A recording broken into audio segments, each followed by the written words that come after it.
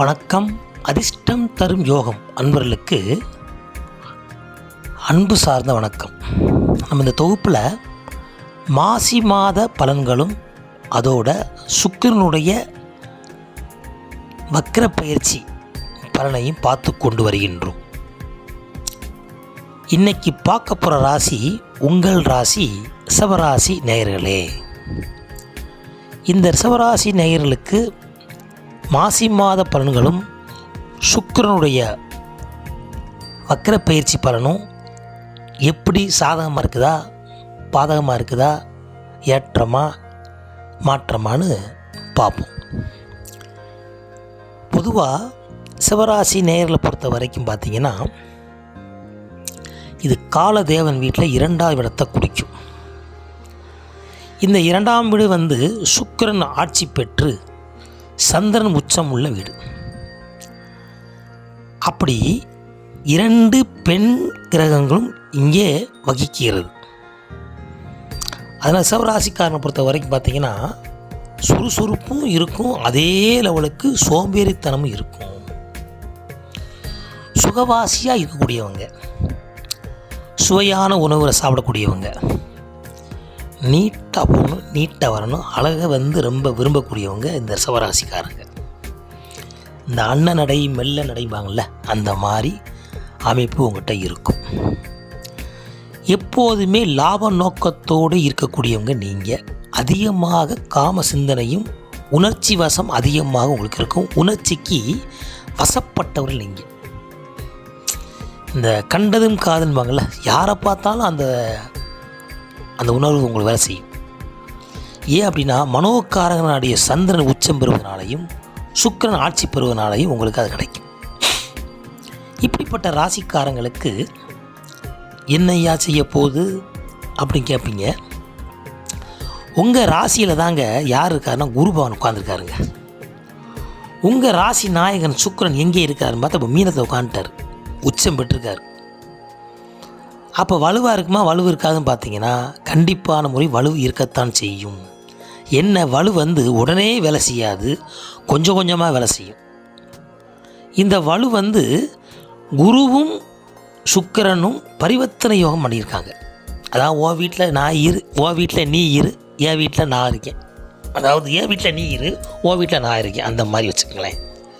என்ன அப்படின்னா, இந்த சுக்கிரனும் குருவும் தேவகுரும் அசுரகுரும் பேர். தேவகுரு யாருக்கு சப்போர்ட்டாக இருப்பாங்க? தேவருக்கு சப்போர்ட்டாக இருப்பார். அசுரகுரு சப்போர்ட்டாக இருப்பார். 2 பேருமே குருமார்கள். இந்த குரு ஒருத்தர் ஞானத்துக்கு யோகாதிபதி, இன்னொருத்தர் போகத்துக்கு யோகாதிபதி. அப்போ ஒரு குழந்தை பிறக்கணும்னா ஞானமும் வேணும், போகமும் வேணும். அதாவது எப்படின்னா, உயிரும் வேணும், உடலும் வேணும். அப்போ 2 பேரும் கலந்தால் மட்டும்தான் உயிர் ஜீவராசி அங்கே பிறக்கும். அப்போ குரு ஆணாகவும் சுக்கிரன் பெண்ணாக இருக்கிறாங்க. அதுக்கு தான் இந்த வீட்டுக்கு நிலம் ராசினே பேர். நிலம்னா இடம். இடம் இருந்தால் தானங்க பொருள் கிடைக்கும். அப்போ இடம் பொருள் இன்பம் சொல்லுவோம். இடம் இருக்கணும், அப்புறம் பொருள் கிடச்சும். இந்த 2ம் சேர்ந்தால் தான் அது சுகமாகி அது ஒரு உயிர் உண்டாகும். அப்படிப்பட்ட ராசியில் பிறந்தவர்கள், உங்கள் ராசியில் குரு அமர்ந்திருக்கிறாரு, உங்கள் ராசி நாயகன் குரு வீட்டில் இருக்கார். இது என்ன ஆகும் அப்படின்னா, நல்ல பண்புகளையும் நல்ல அன்புகளையும் வளர்த்துக்கக்கூடிய மாதங்களாக இந்த மாதம் அமைந்துவிடும். அப்போ என்ன அன்புனா, அன்பான அதாவது அன்பான சொந்த பந்தங்கள், அன்பான சகோதரர்கள், இல்லை அன்பான உங்களுடைய நண்பர்கள், இவங்களுடைய அன்புகள்லாம் ரொம்ப அதிகமாக வெளிப்படுத்துவாங்க. உங்களுக்கு சொல்லுவாங்க, நேற்று வரைக்கும் ஒரு மாதிரியாக இருந்தால் இன்றைக்கி ரொம்ப அன்பை புளிகிறாயா அப்படிம்பாங்க. என்னமோ ஏதோ தெரியல, உங்களை பார்த்தோன்னே வசியமாயிருது. ஏன்னா முகத்துக்கு ஒரு வசியம் உண்டுங்க எப்பயுமே உங்களை பொறுத்த வரைக்கும். அப்போ அந்த வசியம் உங்களுக்கு இந்த காலகட்டங்களில் உங்களுக்கு ராசியாக அமைஞ்சிருச்சு. அப்போ இதுவரை சொத்து பத்துக்காக சண்டை ஓட்ட பங்காளியோட உங்கள்கிட்ட சொந்தத்தை தேடி உங்கள்கிட்ட ஒரு பொறுப்பை ஒப்படைப்பாங்க. அந்த பொறுப்பு மூலியமாக உங்களுக்கு நல்ல பதவி உயர்வு கிடைக்கும். உதாரணத்துக்கு சிவராத்திரி நடக்க போகுது, சிவராத்திரி உங்களுக்கு பொறுப்பு கிடைக்கும். எப்போ நீ தான் பச்சையனுப்பா, அதை நீங்கள் செய்யுங்கப்பா அப்படின்னு உங்கள் மேலே இது வரைக்கும் கேட்கும் போது கிடைக்காது. இப்போ அவங்களா வழியை வந்து கொடுப்பாங்க. அந்த மாதிரி பொறுப்புகள், வேலை பார்க்குறவங்க ப்ரொமோஷன் கிடைக்கக்கூடிய வாய்ப்பு, வெளிநாடு போகக்கூடிய யோகம், வெளிநாட்டில் வரக்கூடிய யோகம், வெளிநாட்டு பணங்களை கடன் அடைக்கிறது, கடன் கொடுத்தவங்களுக்கு வந்து நீங்கள் ஒரு நன்றி செலுத்தக்கூடிய காலம்லாம் இந்த காலங்கள் அமையும். சுக்கிரனும் குருவும் பரிவர்த்தனை யோகம் இருக்கிறனால உங்களுக்குண்டான பகைகள் நீங்கி உங்களுக்குண்டான தன்மைகளும் உங்களுக்குள்ள வாழ்க்கைக்குண்டான அர்த்தங்களும் இப்போது உங்களுக்கு புரியும். நினச்சிருப்பேன், என்னடா வளர்ந்தோம், என்ன செஞ்சோம், என்னத்தை அப்படின்னு சொன்னவங்களுக்கெல்லாம் இது ஒரு மாற்றமான மாதமாகவே மாசி மாதம் உங்களுக்கு அமைந்துவிடும். நீங்கள் கவலைப்பட வேண்டாம். ஏன் அப்படின்னா இந்த ராசி லக்கணத்தை பொறுத்த வரைக்கும் பார்த்தீங்கன்னா உங்களுக்கு நீங்களே தான் எதிரி. என்ன சாமி சொல்லி போட்டீங்க அப்படின்னு கேட்கலாம். உங்கள் வாய் சும்மா இருக்காதுங்கய்யா. கொஞ்சம் நெருங்கிட்டால் உங்கள்கிட்ட உள்ளதை அப்படியே ஒப்பிச்சு நீங்கள் சிங்க வாய்க்குள்ளே நீங்களே மாட்டிக்கிடுவீங்க. அப்போ என்ன செய்யணும், முதல்ல நீங்கள் தன்னை கட்டுப்படுத்துங்கள். ஏன்னா உங்களுக்கு உங்கள் வீடு எதிரி வீடாகிடுது. ஊருக்கு நல்லவன், வீட்டுக்கு கெட்டவன். என்னதான் அம்மா ஒரு பூரா பாசம் அன்பு எல்லாமே பணத்தில் தாங்க நிற்கிது அப்படிங்கிற குணங்கள் உங்களுக்கு தெரியும். வயசில் இருந்த ஒவ்வொரு வயசுக்கும் ஒரு அனுபவம் கிடச்சிக்கிட்டே இருக்கும். இது கூட சிந்திச்சு பாருங்கள். நீங்கள் சிந்திய வார்த்தைகளாகவே நீங்கள் சிரமப்படுவீங்க. அப்போ ஆகையினால தான் சிவராசிக்காரங்களை பொறுத்த வரைக்கும் வாக்கு யார் கொடுத்து விடாதீர்கள். வாக்கு கொடுத்தனால நீங்கள் நிறைய பிரச்சனை சந்தித்து போராட வேண்டியிருக்கும். அதெல்லாம் வாக்கை கொடுக்குறதில் கொஞ்சம் நிதானமாக கடைப்பிடியுங்கள். யாராக இருந்தாலும் சரி, உங்களுக்கு அது கணவனோ மனைவியோ அம்மாவோ அப்பாவோ சகோதரனோ சகோதரியோ உங்கள் உயிர் நண்பனோ யாராக இருந்தாலும் வாக்கு விஷயத்தில் நீங்கள் ரொம்ப நிதானமாக இருக்கணும். ஏன்னா உங்களுக்கு நீங்களே சொல்லுவாங்களே, சொந்த செலவில் சூனியம் வச்சுக்கிட்டான்னு சொல்லுவாங்களே, அந்த மாதிரி கதையாகிவிடும். அதே போல் நாக்குக்கு ருசி, அதாவது சொல்லுவாங்கள்ல, கண்டகளி உணவுகளை நீங்கள் சாப்பிட்டீங்கன்னா உடல் உபாதைகளும் உடல் பெருக்கமும் உடலில் உள்ள உஷ்ணமும் வாயு சம்மந்தப்பட்ட கோளாறும் வாத நீரும் உங்களுக்கு வரும்.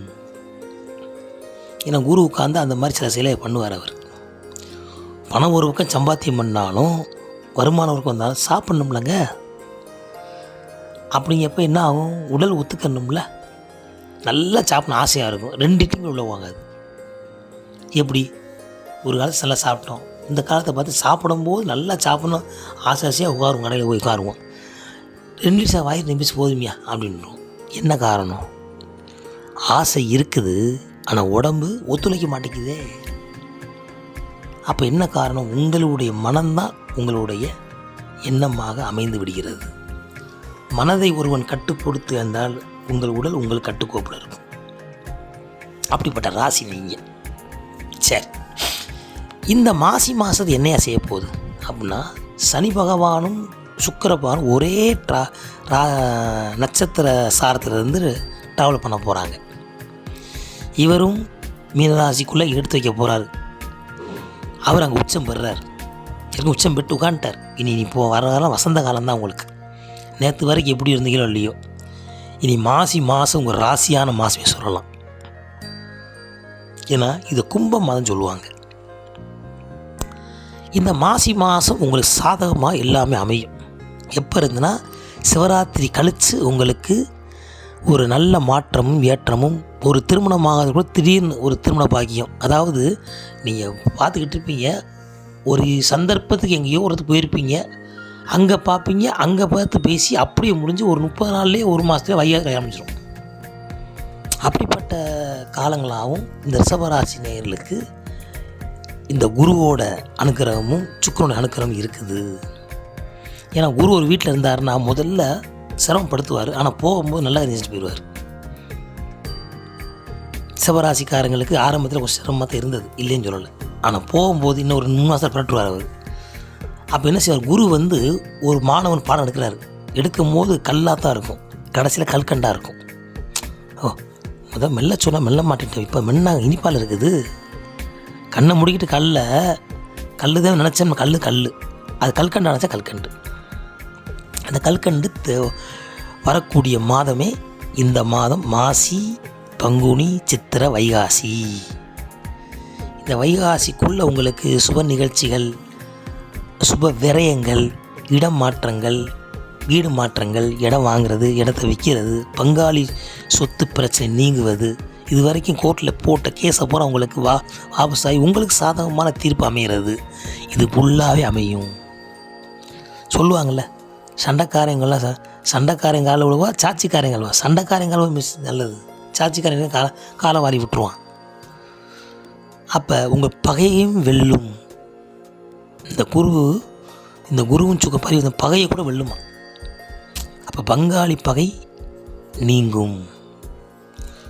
அம்மா வழியிலையும் அல்லது மனைவி மூலியமான ஒரு சொத்துக்களோ ஒரு சொந்த பந்தங்கள் கூடி அதனால் உங்களுக்கு உயர்வு கிடைக்கும். அது அம்மாவாக இருக்கலாம், இல்லை மனைவியாக இருக்கலாம். சகோதர சகோதரினால் அப்பப்போ சின்ன சின்ன உடல் உபாதைகளும் மன உபாதை இருக்கத்தான் செய்யும். அதை நீ அனுபவிஸ்தானே. ஏன்னா போன பிறவி கர்மா அது. சென்ற பிறவியில் வாங்கி நீங்கள் சாப்பிட்ருக்கீங்க, அவங்க இந்த பிறவில் வாங்கி சாப்பிட்றாங்க. அது செஞ்சு தான் அவனை வேறு வழி. அதுக்கு வந்து கர்மாவை வந்து நீங்கள் என்னதான் பண்ணாலும் அதை அனுபவிச்சு ஆகணும். ஒரு கர்மா ஒரு மனித பிறப்பு எடுத்து வாழ்ந்து வருகிறது. நமக்கு மேலே நம்மளை ஒருத்தன் வந்து எல்லாம் குறை சொல்ல வைக்க இருக்காங்க. காரணம் என்ன? சென்ற பிறவியில் நீங்கள் அவனை குறை சொல்லி பறந்துருப்பீங்க, மறுபடியில் குறை சொல்லி பறந்துருக்கான்.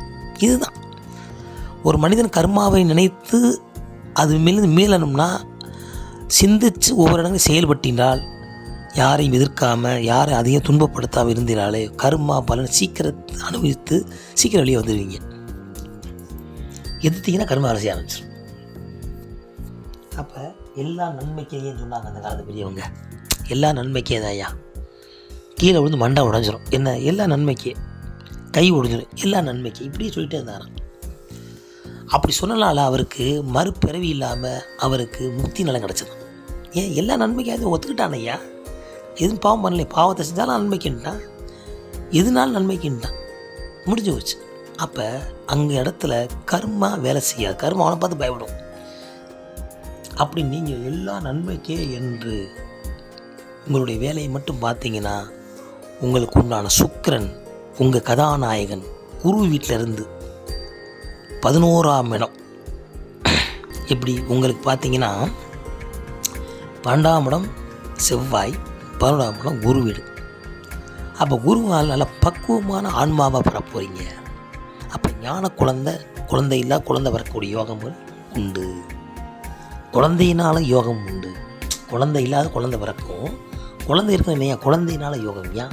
நல்லா படிக்குங்க, அது மூலியம் நான் சொந்தத்தை கூட்டு வரும். அந்த சொந்தம் மூலியமாக உங்களுக்கு வருமானம் பெருகும். அவங்க மூலியமாக ஒரு பெரிய வேலை வாய்ப்பு உருவாகும். இது குழந்தை மூலியமாக.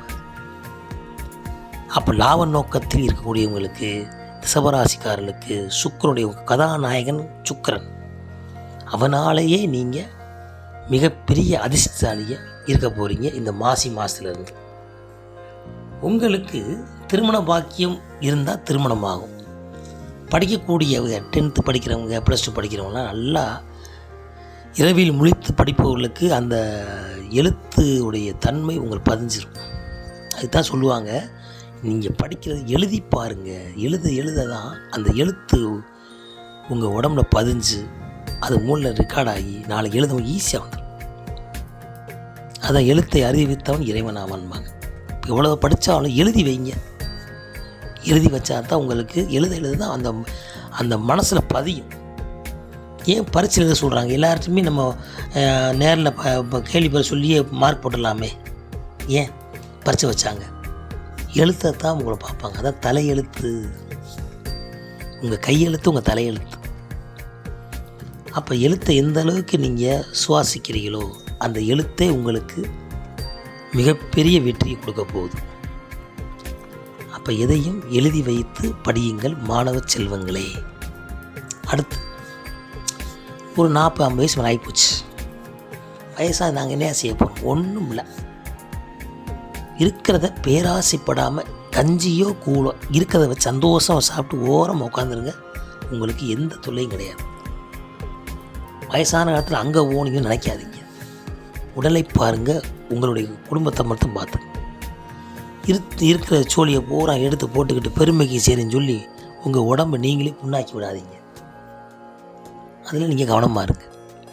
இது வரைக்கும் செஞ்சது போதுமையா, இனிமேல் போகிறாங்க நல்லாயிருக்கும் அப்படின்னு நினைக்கணும். என்ன அப்படின்னா, உங்களுக்கு பாவிகளே பங்காளியாக இருக்காங்க. அதாவது 7ஆம் இடமும் உங்களுக்கு 12ஆம் என்ன வருது பார்த்திங்கன்னா, கரெக்டாக செவ்வாய் வரும். அப்போ எப்படின்னா, பங்காளி மூலியமான பிரச்சனைகள் எப்படின்னா, பங்காளி வந்து கல்யாணம் முடிச்ச அப்புறம் மனைவி, அவங்க இப்போ மதுரையும் பார்த்திங்களா, அவங்க வீட்டுக்காரங்க பிரச்சனை, மனைவி எடுத்தால் மனைவி பிரச்சனை, மனைவி மூலியமான உள்ள அங்கிட்டு உள்ள சொந்தக்காரங்களால் பிரச்சனை இப்படிலாம் வரும். அதில் நீங்கள் எதிர்கொண்டு அதை நீங்கள் எந்த விதத்துலையும் உள்ளே விழுந்துடாதீங்க.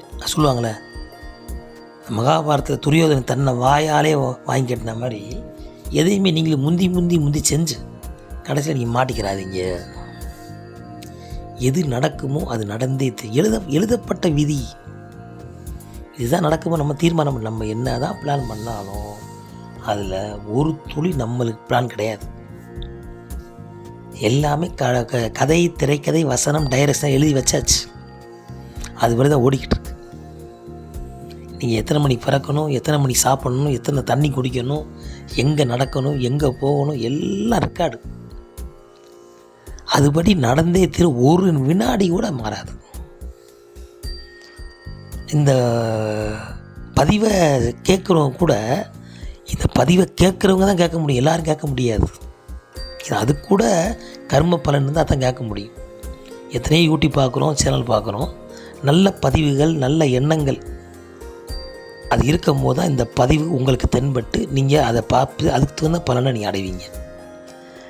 நல்ல சிந்தனைகள், நல்ல எண்ணங்கள் இருக்கும்போது கர்மம் உங்களை வேலை செய்யாது. பார்த்து கோபத்தில் பார்த்தீங்கன்னா தான் நம்ம உடம்புல ஏகப்பட்ட நோய் வரும். நல்லா சிரிப்பாருங்க, வாய் விட்டு சிரித்தால் நோய் விட்டு போகும்னு சொல்லுவாங்க. இப்போ சிரிக்க சிரிக்க நம்ம உடம்புல கர்மம் நம்மளை வந்து பின்பற்றாமல் இருக்கும். உலகத்திலே முதல் எதிரி என்ன? தன்னுடைய கோபம், தன்னுடைய காமம், தன்னுடைய பேராசை. இதுதான் உலகத்திலே மிகப்பெரிய அழிவு. அதை மட்டும் நீக்கிவிட்டால் உங்கள் எல்லா காலங்களும் உங்களை வெல்ல யாராலும் முடியாது. உணர்ச்சி வசத்துக்கு கட்டுப்படாமல் உள்ள சொல்கிறதை கட்டுப்பட்டு உங்களை நீங்களே, அதாவது தன்னைத்தானே சோதித்து தன்னைத்தானே தேற்றிக் கொண்டால் உங்களுக்கு நீங்களே தான். சொல்லுவாங்களே, உங்களுக்கு நிகர் நீங்கள் அந்த மாதிரி. இந்த சுக்கிரன் இவர் நாராயண அம்சம் சொல்லுவாங்க.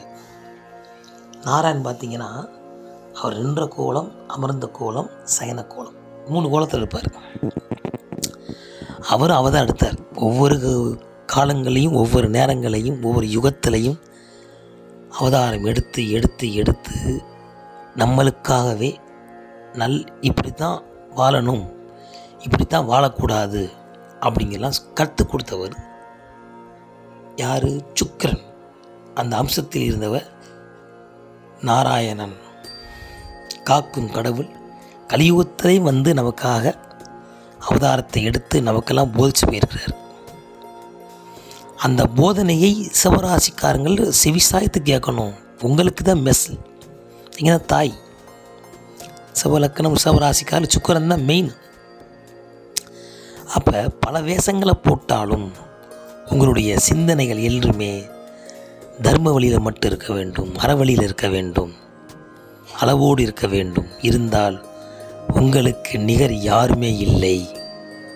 நீங்கள் நினச்சதை சாதிக்கலாம். வெவ்வேறுபட்ட இழப்பாக இருந்தாலும் அதை ஈஸியாக நீங்கள் ஜெயிச்சு வாழ்க்கையில் எல்லா சுகமும், சுக்கரனுடைய உச்சம், அவருடைய அஸ்தம், அப்புறம் வக்ரம் அனைத்தும் உங்களுக்கு லாபமாக இருக்கும் என்று சொல்லி அதிர்ஷ்டம் தரும் யோகம் உங்களை வாழ்த்தி மகிழ்கிறது. மீண்டும் ஒரு நல்ல தொகுப்பு சந்திப்போம். சிவராசிக்காரர்களுக்கு இந்த மாசியிலிருந்து வைகாசி மாதம் வரைக்கும் மிகப்பெரிய மாற்றத்தையும் ஏற்றத்தையும் அடைவீர்கள் என்று மிக உறுதியாகவும் இறுதியாக கூறி மகிழ்கிறேன். நன்றி, வணக்கம்.